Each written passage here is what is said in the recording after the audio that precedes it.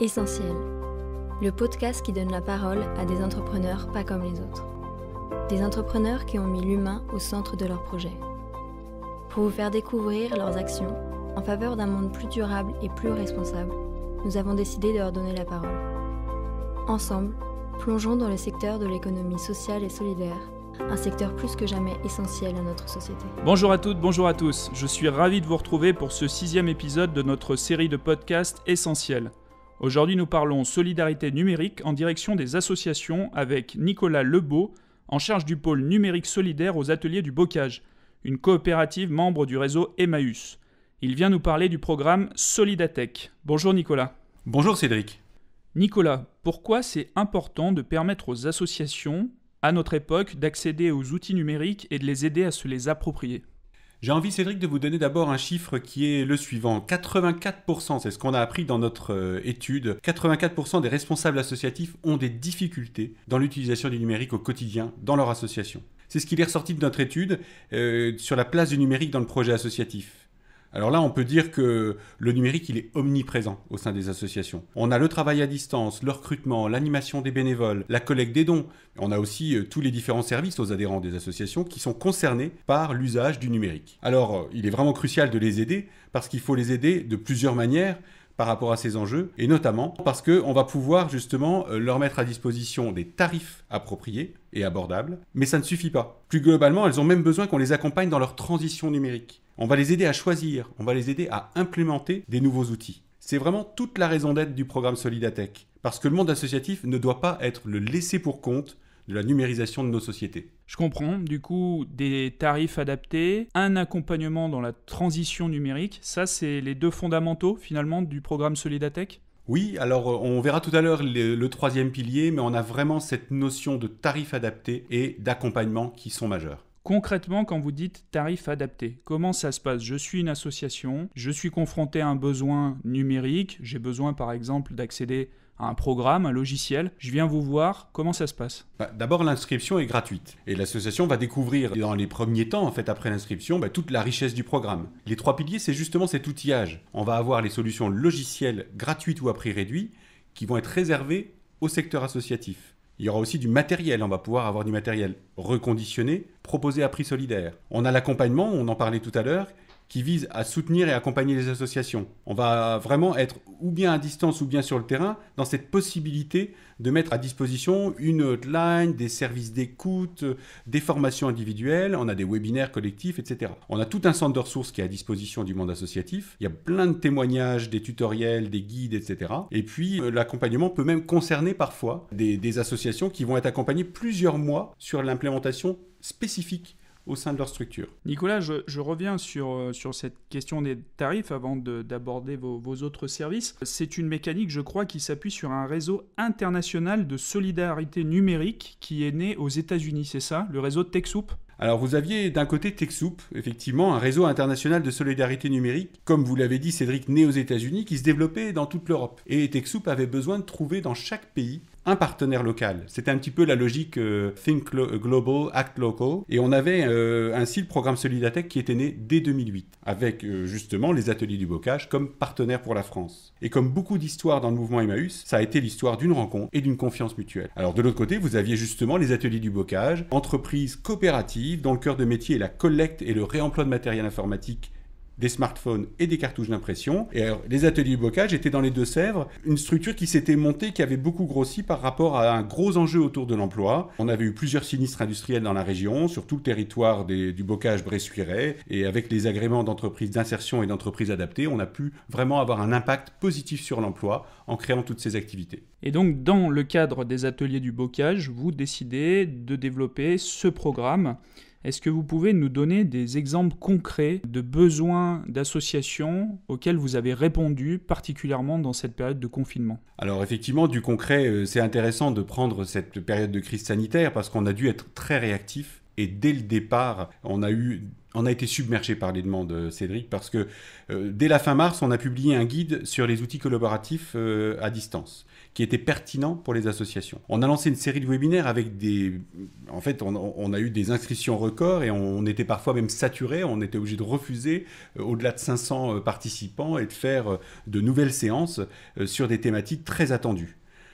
Et pour être vraiment précis sur un exemple d'association qui avait besoin d'aide, il me vient en tête l'exemple justement de cette association qui intervient dans les lycées au sujet du harcèlement scolaire. Bien sûr, à partir d'octobre, elle s'est retrouvée avec cette obligation de basculer dans un mode d'intervention à distance, ce qui n'était pas du tout prévu au départ, et elle devait poursuivre son activité. Et elle a participé à notre webinaire « Comment mettre en place un webinaire ?» justement. Et elle s'est intéressée aux différents outils, elle a souscrit un abonnement au logiciel de visioconférence Zoom. En passant par Solidatech, d'une part, elle a réalisé une économie de 800 €, mais surtout, elle a pu continuer son action auprès des lycéens et lycéennes. Vous parlez de webinaires. Il se trouve que les caisses d'épargne et la Fédération nationale des caisses d'épargne ont soutenu une série de webinaires durant cette période de confinement, des webinaires qui sont toujours en cours d'ailleurs. Est-ce que vous pouvez nous dire comment fonctionne aujourd'hui ce programme, avec quels moyens et avec quel soutien ? Alors Solidatech, c'est une équipe de 13 personnes qu'il faut quand même faire fonctionner et un budget d'1 350 000 € quand même. Alors c'est très peu subventionné, on a vraiment l'essentiel des ressources qui provient des frais administratifs que nous demandons aux associations pour accéder aux différents logiciels, aux différentes solutions. Ensuite, on a des acteurs économiques qui sont engagés dans le soutien de l'économie sociale et solidaire, qui participent de manière ponctuelle ou durable sur le financement de certains projets qui sont parfois très précis, notamment dans l'accélérateur, dans des programmes zéro exclusion numérique que nous avons mis en œuvre. Alors c'est bien sûr le cas de la Fédération nationale des caisses d'épargne qui nous soutient dans la production et la diffusion de plusieurs webinaires. Je pense aussi à l'accélérateur que je vous citais à l'instant, Cédric, c'est un programme d'accompagnement dans la durée qui vise à développer le bénévolat au sein des associations grâce justement au numérique. C'est vraiment le genre de projet pour lesquels nous avons été chercher des financements externes auprès d'acteurs privés, auprès d'acteurs publics, et ça nous permet d'avoir un impact et surtout de savoir et de connaître notre terrain. 13 personnes, 1 350 000 € de budget, un programme qui se développe vite désormais. C'est quoi le bilan aujourd'hui de Solidatech à date et comment vous envisagez l'avenir ? Alors aujourd'hui, on peut dire qu'on a plus de 32 000 associations quand même qui ont frappé à notre porte, qui sont parmi nos bénéficiaires, c'est comme ça qu'on les appelle, on ne les avait pas des clients, ce sont des bénéficiaires associations. Et depuis notre création il y a 13 ans, on a diffusé plus de 500 000 outils numériques quand même, du programme TechSoup qu'on évoquait tout à l'heure, notamment, et pas que, puisqu'il y a aussi des partenaires locaux, des partenaires européens. Et puis, on peut dire que l'économie pour le monde associatif, elle est de 180 millions €. C'est quand même significatif. C'est un vrai levier d'amélioration bien sûr de l'impact social. Ça permet aux associations d'utiliser leurs moyens pour avoir cet impact humain et social qu'elles souhaitent avoir en économisant sur les choses qui les font fonctionner. Oui, ce que vous nous expliquez, Nicolas, c'est que votre intervention a fait économiser 180 millions € au secteur associatif en matière d'équipement en outils digitaux. Tout à fait. Et c'est vraiment là notre rôle essentiel. C'est la mission qu'on s'est donnée. Et par exemple, en 2020, qui était une année exceptionnelle en termes de demandes et de sollicitations, on a eu plus de 25 000 échanges entre notre équipe support et nos bénéficiaires. C'est du mail, c'est du téléphone. On a eu plus de 4 000 matériels reconditionnés vendus à prix solidaire et plus de 5 000 inscriptions à nos événements. Et en tout, on peut dire qu'on a à peu près touché 200 000 visiteurs uniques sur notre site internet. C'est vraiment quelque chose d'important pour le secteur.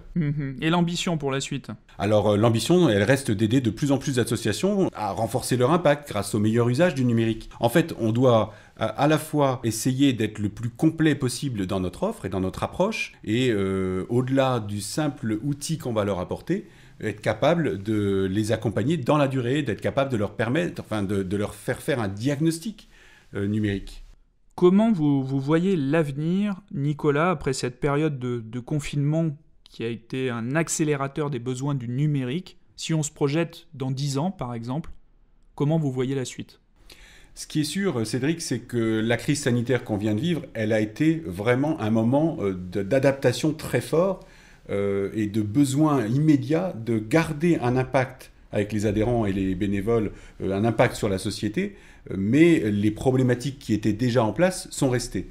ça a été surtout une étape supplémentaire pour réaliser qu'à un moment donné, il ne fallait pas perdre pied, il ne fallait absolument pas fermer les services, il y avait trop de besoins sur le terrain, et il y a eu cette question de faire tout à distance, et notamment de collaborer à distance sur des projets, etc. Ce qu'on a eu ensuite, et quand on se projette sur l'avenir, on s'aperçoit que les enjeux sont majeurs, que ce soit donc pour la gestion des bénévoles, la gestion des réseaux sociaux, l'animation, et même quand on sera revenu sur une vie normale, même quand on sera revenu sur des événements avec du public, on voit bien que les outils numériques permettent aussi des animations tout à fait nouvelles. On peut en temps réel réagir, par exemple, par des outils qui permettent d'animer avec des post-it, etc. En pleine réunion plénière, on peut animer des ateliers, travailler dans différents ateliers sur des groupes, sur des thèmes, et remettre tout ça dans une plénière grâce à des outils numériques. Et les associations, plus que jamais, ont besoin de s'emparer de ce monde-là. Parce que elles ont besoin de garder leur impact avec des publics qui sont très divers et qui aujourd'hui ont quand même majoritairement cette capacité à être en lien par un smartphone, par un ordinateur et tous ces outils qui font partie de notre vie quotidienne aujourd'hui. Dans le cadre de cette série de podcasts, Nicolas, on aime bien finir par une question un peu plus personnelle. On se demandait, Nicolas, si vous étiez un geek. Voilà, est-ce que vous êtes à la base, à l'origine, un passionné de numérique, d'informatique ? Qu'est-ce qui vous a amené à occuper ce poste ? Alors, je ne suis pas vraiment un geek et je ne suis même pas un spécialiste de la technique. Je suis désolé de vous décevoir, Cédric, mais je suis en fait un diplômé de l'ESCP Europe. J'ai derrière moi une carrière de 28 ans à peu près dans la distribution non alimentaire, multicanal. Alors, il y a du grand magasin, des années dans le groupe M6, chez Marionneau, pour France Loisirs en Belgique et au Canada. Et je dirigeais ces dernières années d'ailleurs les filiales en Belgique et au Canada de ce groupe dans l'édition. J'avais perdu mon emploi en 2018 et j'ai considéré en fait que c'était crise égale opportunité et je me suis dit que l'optimisme, je faisais partie depuis déjà quelques années de la Ligue des optimistes de Belgique, qui est une organisation originale, et l'optimisme c'est un choix de la volonté. Alors je me suis dit qu'à 51 ans, on pouvait embrasser une autre carrière. On a plusieurs vies dans une vie et l'idée c'était d'avoir une carrière à impact pour essayer d'être utile pour le bien commun. Alors j'ai fait deux choix importants. D'une part, je suivis un programme Devenir entrepreneur du changement qui a été monté par Ticket for Change et HEC. Ce programme est un formidable vraiment moment d'introspection et d'orientation de l'énergie pour aider toute personne qui se pose des questions sur quel impact elle peut avoir positif sur la société. C'est vraiment quelque chose que je conseille. Ça dure 14 ou 15 semaines. C'est gratuit et c'est en ligne. Donc Ticket for Change HEC. Et puis le second programme, c'était un programme de rencontre. Il fallait que je connaisse ce monde de l'économie sociale, que je rencontre des personnes, que j'ai des témoignages sur les moments clés de leur vie professionnelle, de leurs engagements, de qu'est-ce qui les poussait en termes de motivation à aider les plus démunis, à aller vers l'éducation populaire, la réinsertion de détenus, etc., etc. Finalement, en découvrant tout cet écosystème, je me suis dit que le plus logique, c'était quand même que je m'oriente vers l'insertion par l'activité économique. Pourquoi ? Parce qu'elle réunit en fait ma vie d'avant et c'est devenu ma vie d'après. Ma vie d'avant parce que c'est une activité économique dans une entreprise à faire tourner. Et puis les missions sociales, environnementales, les impacts sociétaux attendus, c'est vraiment la richesse de l'économie sociale et solidaire qui correspond à ma vie actuelle, avec naturellement des rencontres qui m'ont amené finalement vers les ateliers du blocage, entreprise connue du mouvement Emmaüs, qui est une entreprise multi-activité qui est très ancrée dans le bocage, mais en même temps avec une vraie dimension nationale avec Solidatech. Merci infiniment Nicolas. Je crois que beaucoup connaissent Emmaüs, ses communautés, son mode d'action on va dire traditionnel.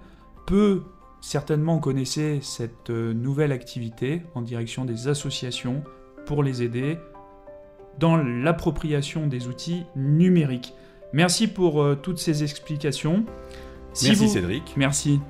Si vous souhaitez en savoir plus sur le programme Solidatech, rendez-vous sur le site internet www.solidatech.fr. Vous pouvez également visiter notre site internet www.fédération.caisse-épargne.fr pour en savoir plus sur le soutien qu'apportent les caisses d'épargne aux acteurs de l'ESS. Rendez-vous dans un mois pour notre prochain podcast. En attendant, n'hésitez pas à partager et à nous dire ce que vous avez pensé de ce nouvel épisode. Au revoir.